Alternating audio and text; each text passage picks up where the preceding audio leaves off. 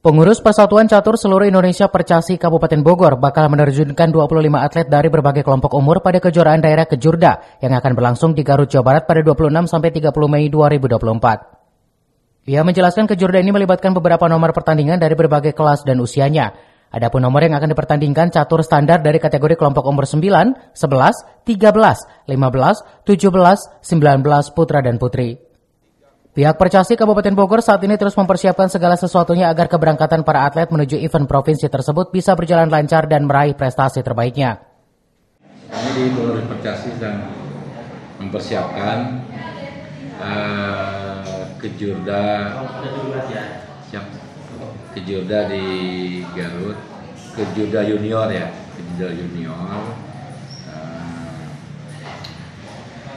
di Garut. Dari tanggal 25 sampai tanggal 30 Mei 2024 persiapan terkait persiapan terkait menghadapi event itu kami sedang menyeleksi ya, kira-kira siapa saja, kelompok umur mana saja, kelompok putri yang akan berlaga di sana. Dari Kabupaten Bogor, Cevi Suryadi melaporkan.